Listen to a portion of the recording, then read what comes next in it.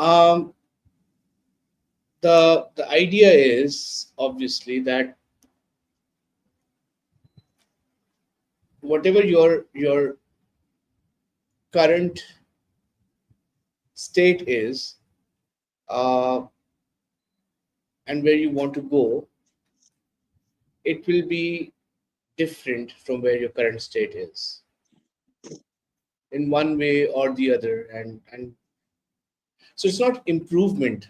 I mean, I think it's not that. I think Like some as a positive coach, change.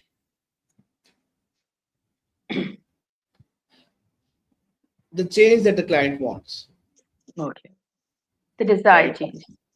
Yeah, it is not positive change, negative change, fixing, improvement. I think actually those words as a coach trigger me because I'm Mm. I no one to define what a positive change would be, a negative change would be. Um, my job is simply this: I'm I'm I'm supposed to help you to reach where you want to reach. And I'm assuming that if you want to reach there, it would have a purpose, it would have meaning, it would have some consequences.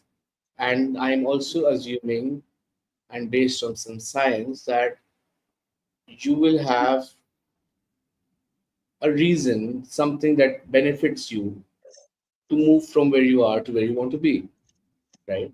Exactly. So, yeah, Thank you so much, Adnan, for your valuable input. So we need to move towards to next question. The sure. next one is some user want to ask us that how do we develop coaching niches? Um, there are two answers to this.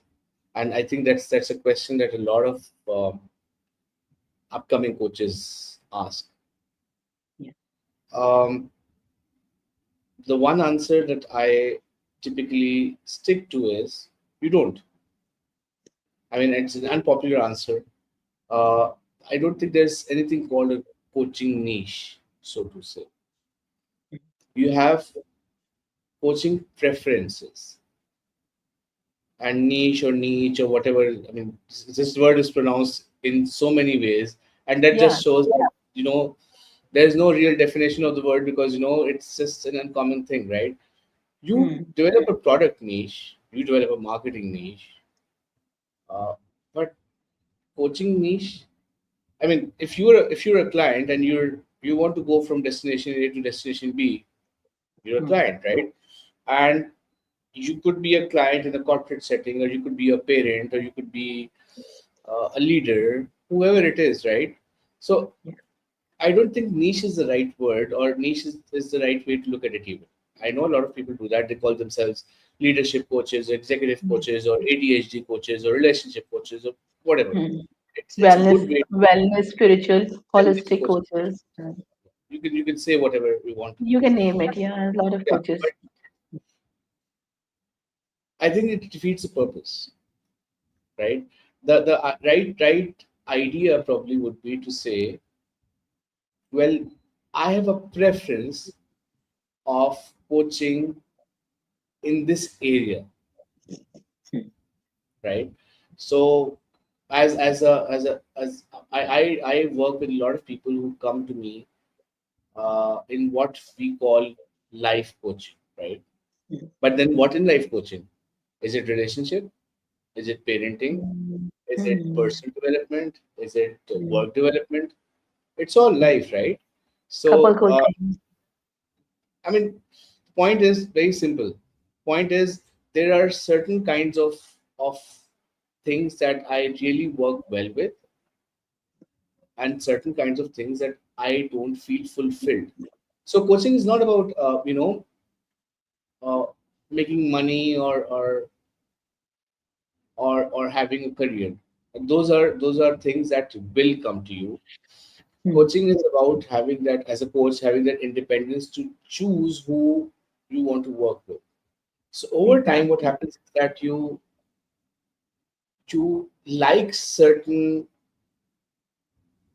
areas, areas. right? And you don't feel that fulfillment in certain areas, right? Mm. So if a client comes to me and he is working in this big leadership role in a big company, right? And he's finding a challenge managing his team, oh, people would say, oh, that's leadership coaching. To me, that's just coaching. And I may not enjoy that kind of challenges and that exploration, right? And therefore, I may say no to that client, right? Right. But a client may come to me and say, well, I have a challenge with my relationships, right? And one of the aspect of relationships is my relationship with my team, my Mm. one up and my subordinates. Now, is that leadership coaching? Is that relationship coaching? Right? So I think it's a misnomer, really. And I think what really is important is um, what really fulfills you as a coach when you are sitting with the client, right? Because it's a tough job, honestly. Zainab, Very it's tough. it's a very tough job, and it has to give you that sense of fulfillment inside you that I'm the work that I'm doing is really helping, supporting, partnering with the client in where they want to move forward, right? And so it's about what fulfills you really. Yeah, I agree with you. Actually, it comes from inside. Like it's depending on the vibing with the client and what he needs and what we can give him. Like we cannot be doing every areas. We will be expert in certain areas and not in the other areas. So we can't use the word niches. It's just it has a different pronunciation also. This word has two, three pronunciation Niche, I found on it. niche, niche. Yeah, Or- niche. but Yeah, I just want to add one more thing, and that's also a misnomer. You don't have to be an expert in the field of the client, right? exactly. You don't have to be a parent to be a parent coach. You don't have to be in a relationship to be a relationship coach. And I think when a lot of coaches they try to use their, I mean, of course you can, but it's a process where I'm not helping the client, and it's a process where I'm not using my expertise. That would be mentoring, right? My job Exactly. is to help you find your answer, right? Which means that my expertise is in finding that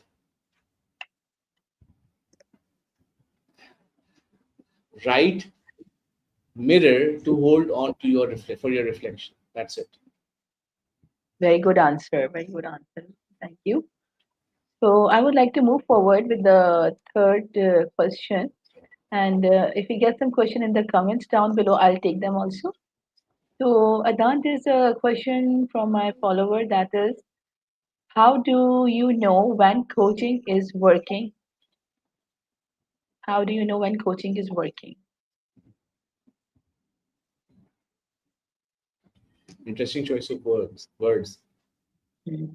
Um, Coaching works when you see the client taking responsibility.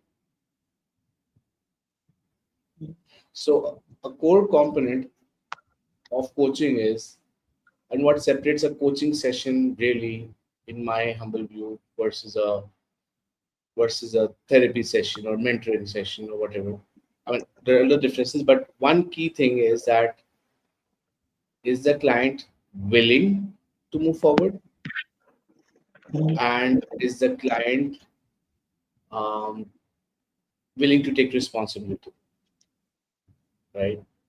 Yeah, Um, so if the client is willing to take responsibility for their actions, and is the client willing to put insights into actions, coaching is working. But really, the coaching is something that happens outside the session, not inside the session.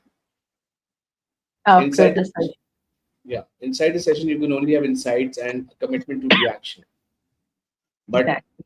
if the client shows up next session and says, "Oh yes, I did this," or "I did this," or I was thinking about this," if those neural pathways are being developed, Mhm. it's coaching is working. Yeah. There was a client of mine who, after 3 sessions, forgot his the concern he came up with. Then he said, "I don't have that problem right now. I can't feel that."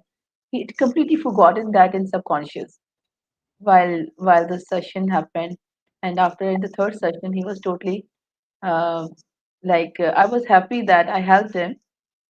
So sometimes the coaching happens after the session or outside the session, not between the session. Actually, really, So real coaching works outside the sessions, really, outside. and they evolve. So Saradna, there is a question that in comment below, many NLP concepts borrow from psychology, but oversimplify them. How do you ensure your methods don't distort psychological principles? I think it's the question is a great question. Uh, Hmm.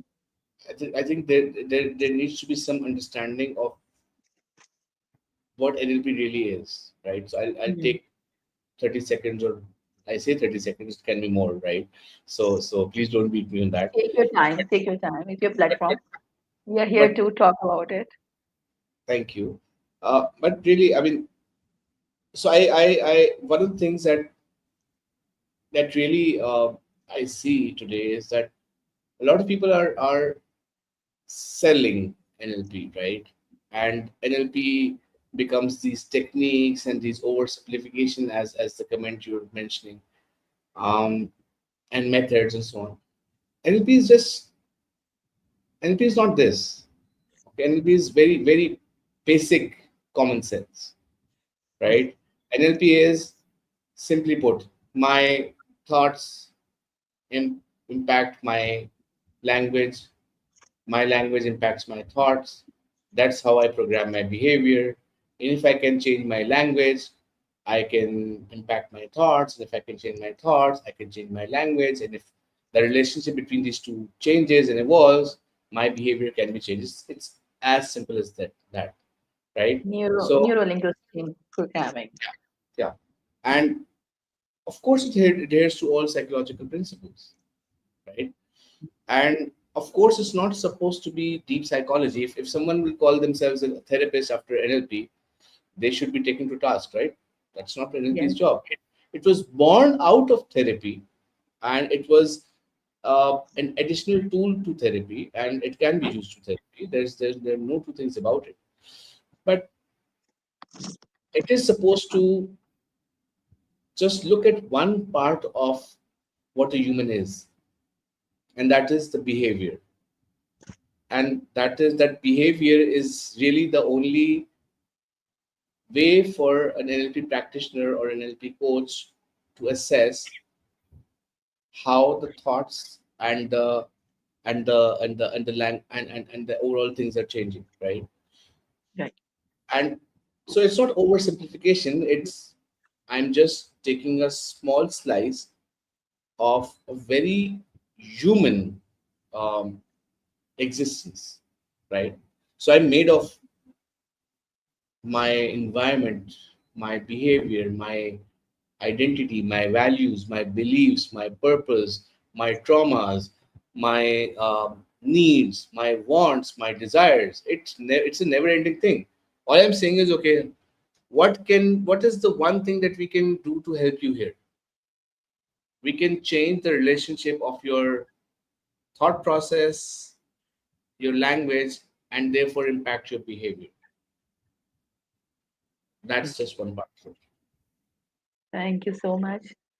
And there's one more comment here which says the question is coaches often talk about breakthroughs and mindset shifts.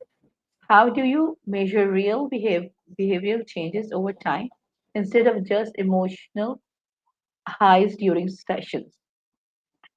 It's a You want me great to repeat question. it? No, no, that's fine. It's It's a a great very question. long question. Yeah. Yeah. I got that. It's about breakthroughs in mind shift and overall Mm. behavioral change. So I think behavioral change is is a very basic coaching challenge, right? Um, and a lot of coaches actually, thank you for this question because it really Mm. touches very deeply. A lot of coaches talk about behavioral change, and that's how they measure their success, right? And they think that's a breakthrough. The client was doing X, now the client is not doing X, the client is doing Y, and so on. The the real breakthroughs and mindset shifts, I mean, I think there are no real breakthroughs or there are no mindset shifts. There is evolution. And real evolution happens when you stop talking about the behavior, when you stop talking about the problems that people come to with coaching, right? When you Mm. go deeper and when you say, all right, what is really coming up for you? What is meaningful here? What is it that you will become if this behavior was changed? Because so when a client changes a slight thought process or something, we're like, oh wow. And the client feels that inside and say, oh wow, that is a breakthrough. And the client feels really Mm. happy, right? But no, that's not what coaching is about, right? That's what buzzwords are. I mean, marketingly it's very good, Oh, I Mm. get clients breakthroughs and I get mindset shift. There's no mindset shift. There is mindset evolution. There are no breakthroughs. I mean, I am offended with the word, by the way. What are you Breakthrough. breaking through? I mean, breaking through the client? No, Mhm. the client needs to understand their value system and evolve their identity. Behavior comes way later. So I don't measure behavioral change. I just measure how the client is showing up and is the client able to challenge their limiting beliefs and is the client able to work with those beliefs, right? Because that's Right. really going to change the way things move forward. That's sustainable. I'm so impressed.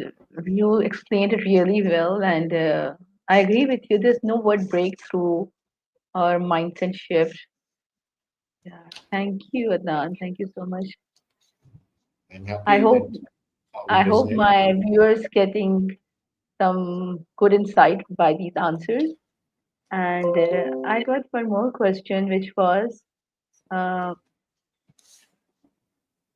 what makes this very interesting question? I found it very interesting.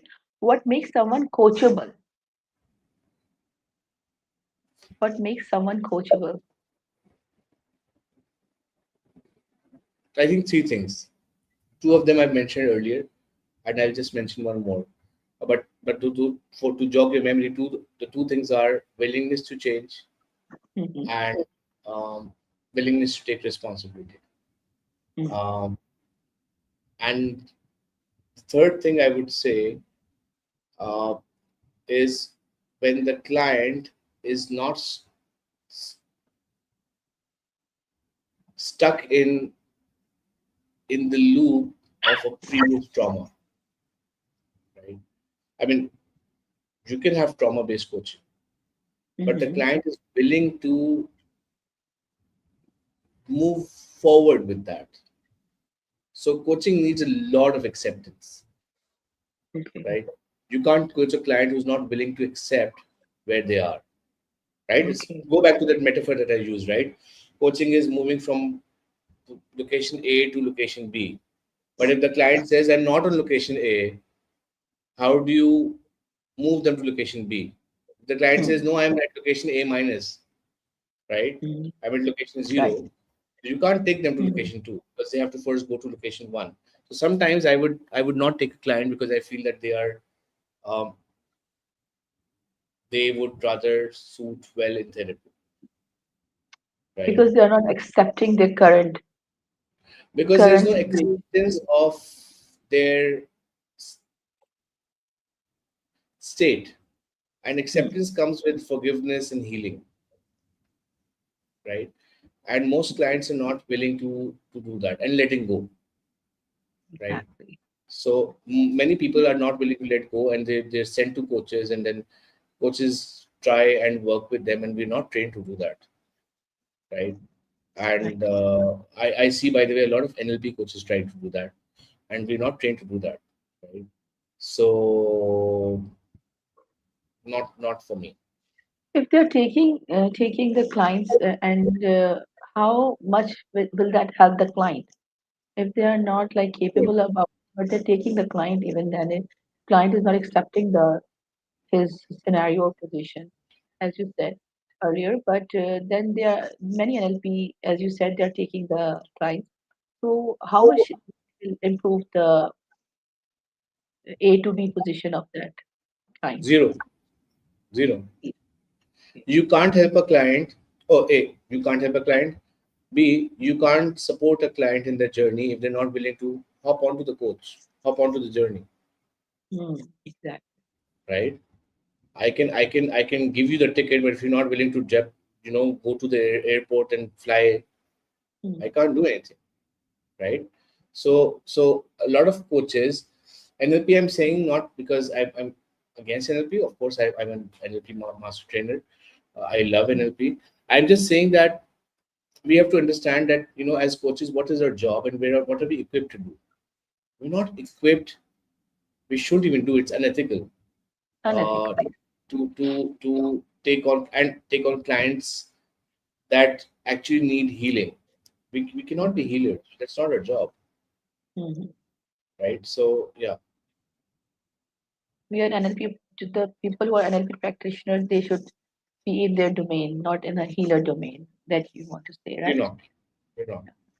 So I got a comment here which says, if a client's challenges are rooted in trauma, systematic issues, or beliefs, how do you decide when coaching is no longer the right tool? So great, Question. loaded question. Loaded as in, very heavy question, but I'll keep it simple for this time. I think the moment I realize that the client is stuck in the past and not willing to come to the present, Hmm. I will let the client go. Respectfully, telling the client, I'm not the right person and I think you need some therapy, and come back to me after, 2 3 months of therapy, so you can start to see beyond the fog, right? Especially if I'm, you know, if there's trauma, and that trauma is not willing to. So I mean, people have traumas, and trauma can be about anything, right? Hmm. But if my trauma is not willing to look at my present and literally I cannot see my future, then it's not for me. It's a very simple thing. For example, where do I see my past? Where do I see that event? If that event is back there, there's hope. If the event is here, it's right in front of me. How do I make you work through that? So this has to move there. It has to move Hmm. in the past, right? And the present has to be here, and the future has to be here. So if that timeline is the other way around, Not clear. I can't work with the client. I shouldn't Hmm. work with the client. Now, when it comes to beliefs, it's a different story altogether, right? Beliefs we can work with as coaches, right? As long as the other person is willing to challenge those beliefs. Obviously, beliefs make you stuck, right?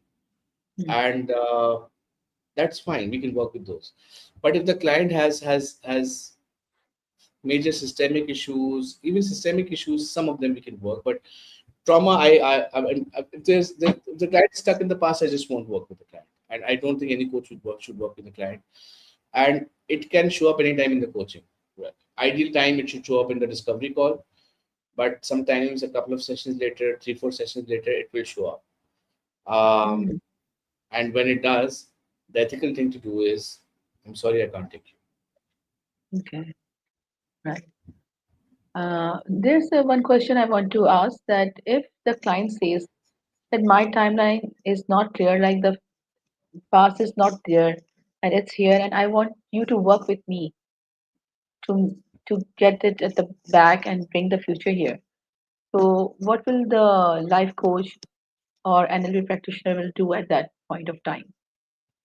There are a lot of advanced NLP techniques that you can use here. Of course, timeline therapy is a big part of it, uh, Hmm. but it should always be coupled with therapy. It depends on Correct. whether the entire past is in front of the person or what incident is in front of the person. I mean, there are a lot of details to it, right? If the past is the entire past is in front of the person is actually living in a very different state versus a particular trauma that is in front of the person, right? So I Exactly. just check, okay, can you see a happy moment? Yes. And is that in front of you too? Yes, that is. So there's one part that is in front, but not the entire life. Hmm. That's work. But if the entire life is in front of you as a past, I would not tinker with the client. And I don't think that's the right thing to do. Then the client will go for therapies first, and then. Yeah. I can help the client in terms of softening the client pre and Mhm. post therapy. But really the healing has to happen because the client is not just stuck, the client is jammed.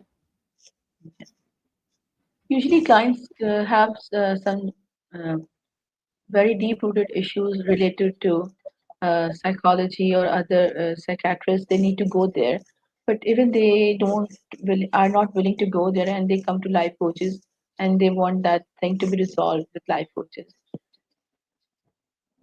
Yeah, that happens. Yeah. It So, happens. Adnan, I would like to take another question, which was received in my DM. That is, how do you decide what approach to use in a session? Hmm.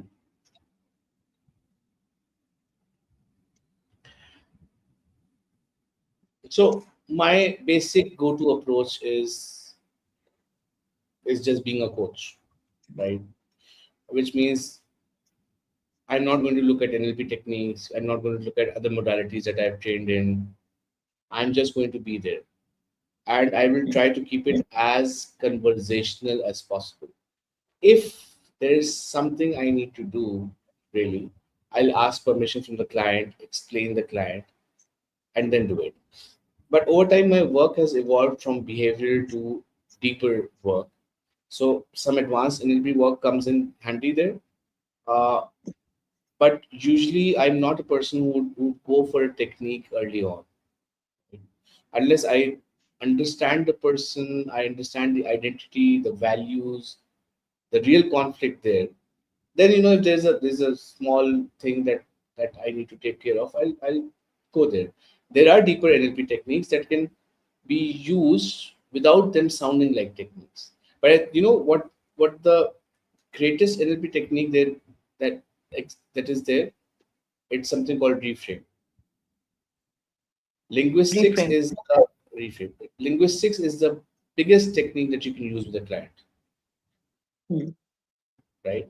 So I'm not the one who will uh, when we were training for NLP, and when we were doing our NLP coaching, peer coaching sessions, uh, the one thing that a lot of people struggled with was they were thinking about techniques, right? Okay, the client is here, the client is saying this, and okay, what technique do we use? What technique do we use? And no, you can't do that. You're not being present to the client, present with the client, sorry. And therefore, forget the technique, focus on the client. And if Hmm. it has to you, it will come to you and it will come naturally into the session, right? If you want to, for example, if I want to, so for example, in generative change, we do something called a core state, which is basically being centered and open and aware and connected and hospitable and holding whatever is in the field in the world out there. And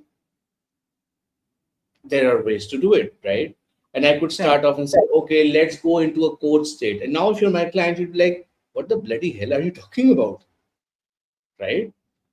Right. But when you are in a conversation, you say, all right, I was just having a session with someone, and the guy said, well, I get stressed when I'm meeting with someone new. And I said, all right, can we just welcome that stress for a moment? And let's just let it settle into your body. Let's just play with that and let's just see and just open that feeling and welcome it and let's just see what it's talking about. Let's just build awareness around it. And the client said, yeah, it's telling me that I'm not prepared. All right, let's just connect to this sense of what preparedness would look like. Yeah, it looks like this. And so, what is it that you'd like to welcome from your side to the world? And that's literally core state, Mm. right? Right. Now, if I said, "Oh, well, let's go into a core state," the client would be like, "Are you crazy?" You know, first I come to you as a coach. Now you want me to be on a coach state as well, right? What state is that? What coach is that, right? So no, we don't do that. Similarly, if a client says that I have this conflict, this inner conflict with myself, an NLP coach would say, let's do parts integration, right? And I just say, oh, okay. And what's the conflict about? Well, a part of me wants to do this and a part of me wants to do this. Okay, beautiful.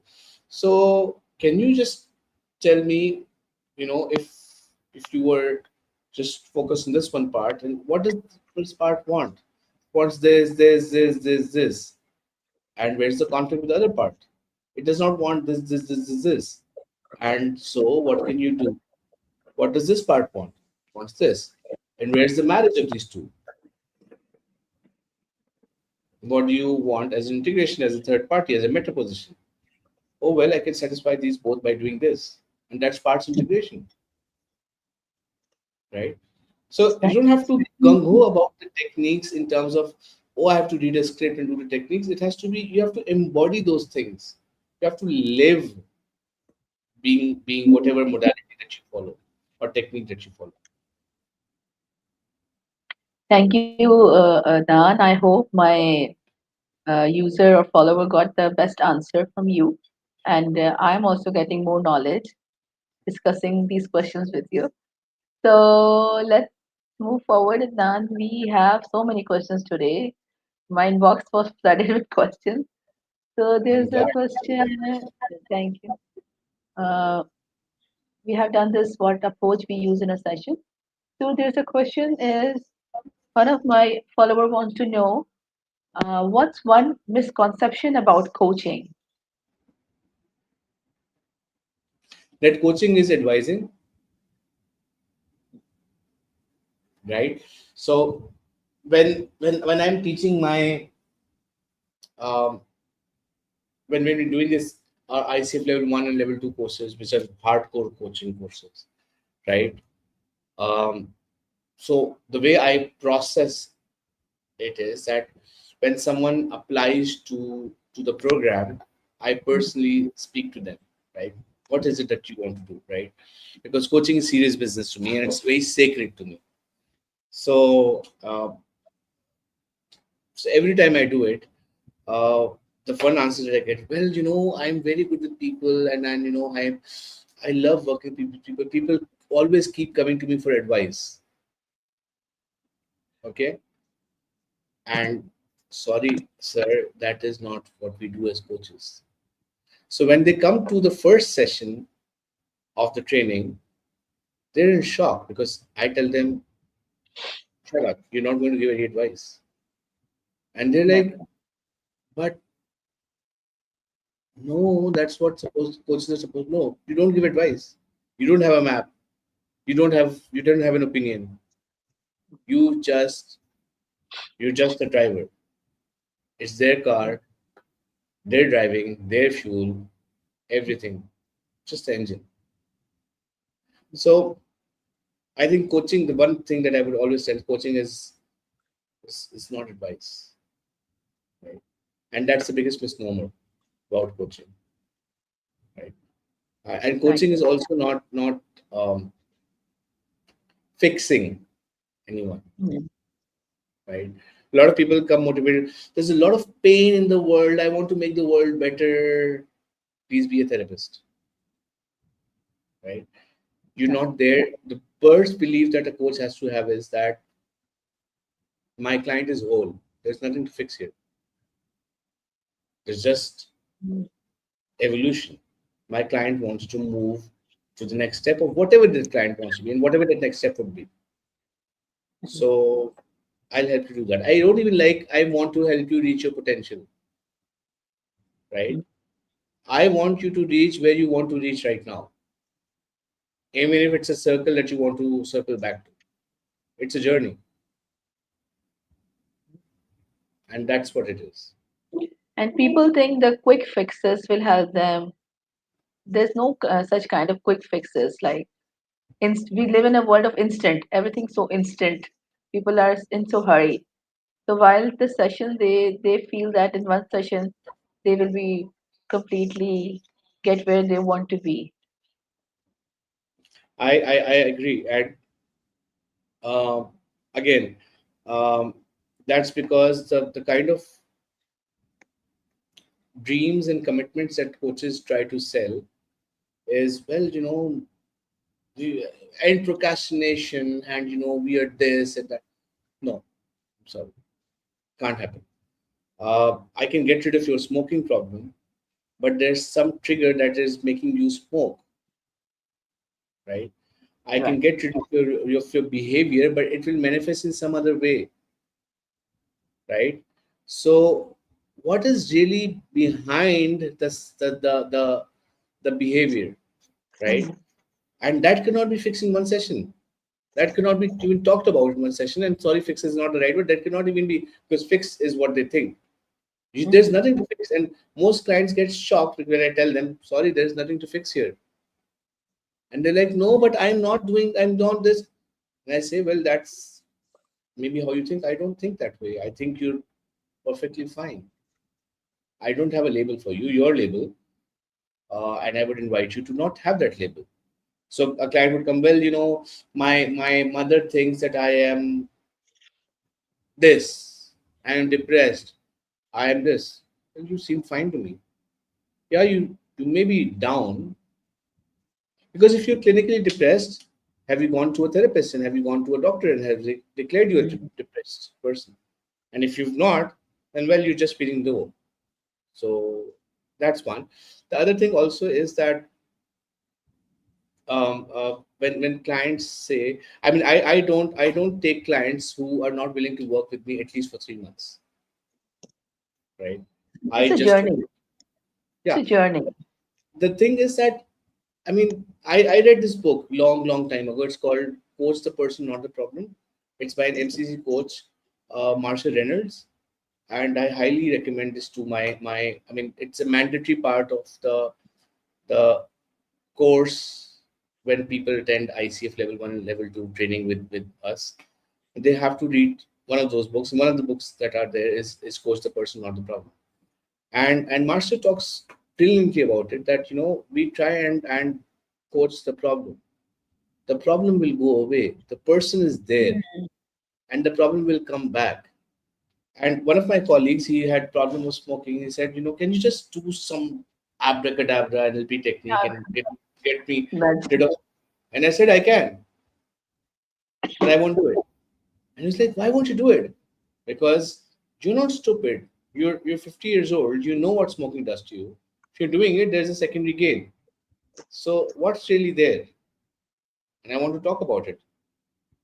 And said, well, I just want to get rid of smoking.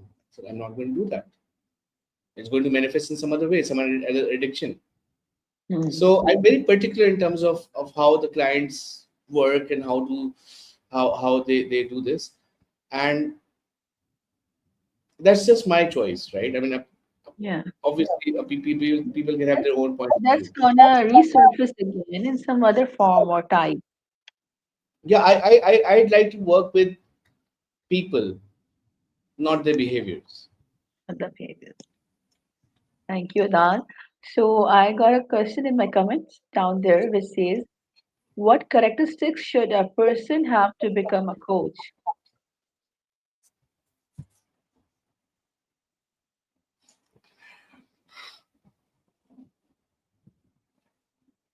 I think being a coach is an evolution. Mhm. You you don't you don't need characteristics to become a coach. You need to learn to be a coach. It's a mindset shift, or maybe a soul set shift. So you There can. should be some certain event or incident that No, change no, a no, no, person. no, no, no, no, no, no, not at all. You become a coach when you start to, and you can learn this. Actually, coaching is learned. There's nothing called I'm a coach naturally. Some people are naturally good at the coaching skills, Mhm. right? But that doesn't mean that I can be a coach just because I want to be a coach, right? Uh, so, but to be a coach, whoever is a coach, whoever claims to be a coach, A has to have the coaching education and the credibility, of course. But to be in that coach mindset, you have to have A, curiosity, really curiosity. You have to have the curiosity to, that much of curiosity to force you to ask a question. Two, you should have what we in NLP call sensory equity, that that thing. Three, Mhm. you should have that emotional intelligence, the self awareness, what's happening within you and what's happening outside you, and you should be able to know when to shut up. You should be comfortable with silence. So curiosity and silence, um, some good emotional intelligence, and no judgment. No judgment. Thank you so much, Adnan. So we can move to another question now. Sure. I hope the live session is being uh, enjoyed by the followers and the viewers who are there with us. So I'll go to the next question. When life feels confusing, what is one simple step to get clarity again?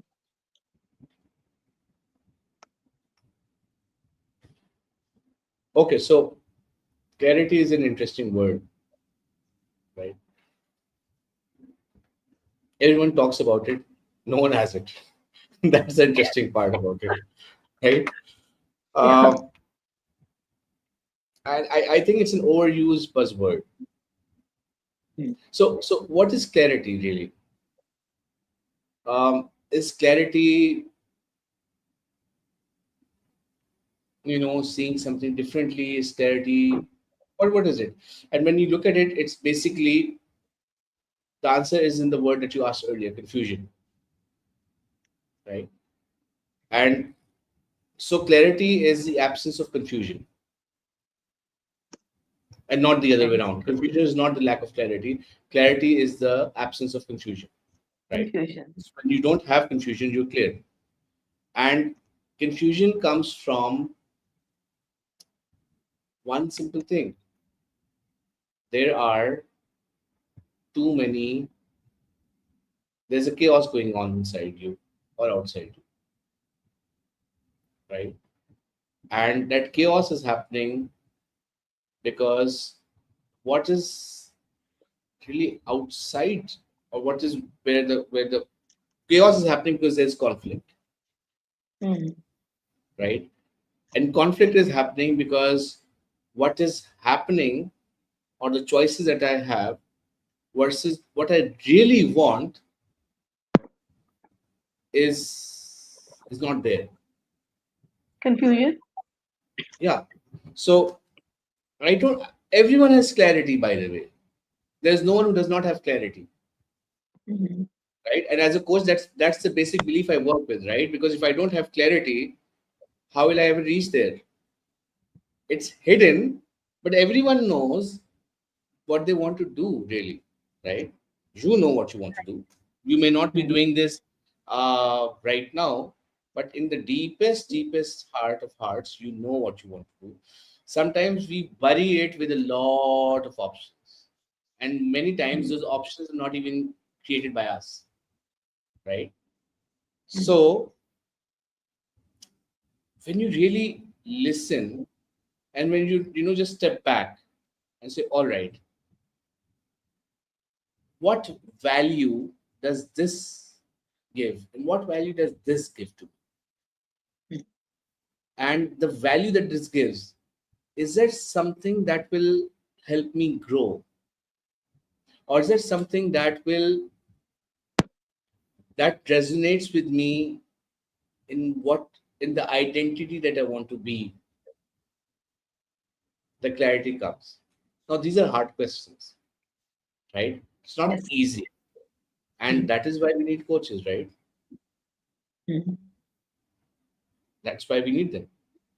Yeah, you answered so well, and I really like the way now you're explaining each and every question in detail with some examples and everything. And Thank I you. hope my the subscriber followers they are getting their answers too. And I should move towards the next question. Uh, okay, there's a question. It says, "How can a person know what the real purpose is?" I mean, I think that deserves a full 1 hour session at least, right? There, Yeah, there, there's this. we have 6 minutes or 10 minutes left. So Yeah, I'll try to make it as simple as I can, honestly. But how can a how person can a know person know what their what purpose the is? real That's purpose the is? question. Hmm. Real purpose. Okay. Hmm. The brilliant So mind has questioned this. okay. So the thing is that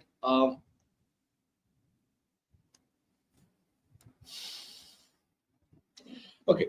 So there are many paths to answer this question. Really, uh, really many paths. And so there's this big purpose, and then there's this parts of it, right? Um, the way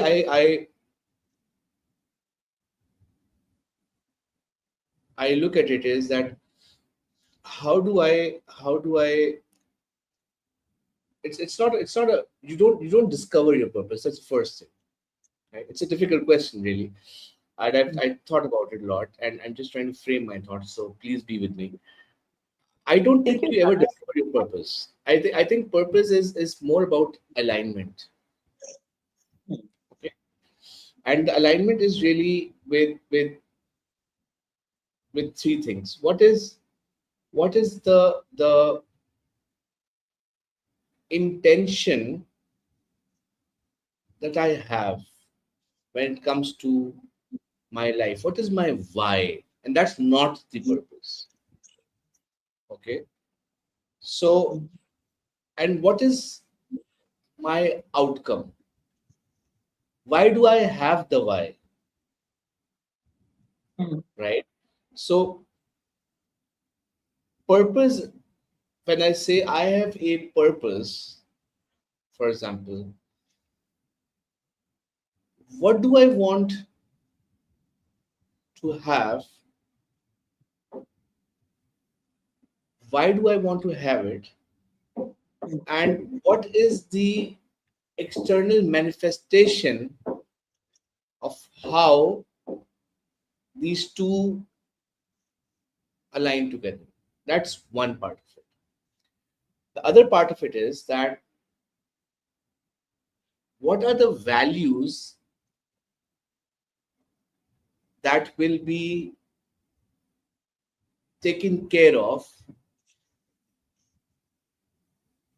when I live my purpose? And is that the person I want to be? So, so between purpose and values, there's the identity, right? And the identity is driven by values and impacted by purpose. But if you don't have the values right, you don't have the identity right. So whatever your purpose is, your identity will not be aligned with it. So you need to change your purpose then, right? Mhm. Or whatever your so if your value says that I want to be I want to make a lot of money. Money is not a value, but I want to be rich. I want to be powerful. That's a value. And if your purpose says, well, I want to live a life of service. Well, there's how does your identity show up when you're living with that purpose and the value says this? So you have to really work that out. So I think the question on purpose uh is the why I do something, where do I want to go with this, and how do I move towards it, the goal, the practice, the expression. And if you remember in NLP, there's something called well-formed outcomes, right? And that is your values have to be aligned internally and externally. Or if you would read Viktor Frankl, he says that meaning or purpose is about the intention and the responsibility. And how do you show responsibility?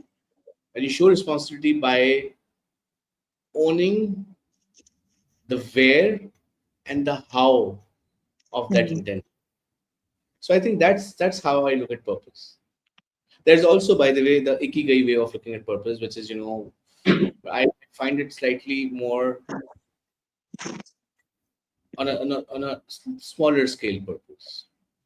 My own thought, the way it's at least presented. Mhm. Thank you, Adnan. So we have covered all the questions today. And thank you, Adnan, for being with us. It was really nice time discussing this question with you and learning more and more from you. And आपने बहुत ही मुश्किल से time दिया, but finally we got you here. And I'm it really was sorry. really I wasn't available earlier. great. No, I have a very packed schedule. So yeah, thanks for coming. And thank you everyone for being here in the live session. And do share, tag, and share with somebody who need this insight. And be grounded, be kind. And I'm just signing off from here. Allah Hafiz, take care, good thank night, you, thank you. bye bye, Bye bye. bye, Adnan.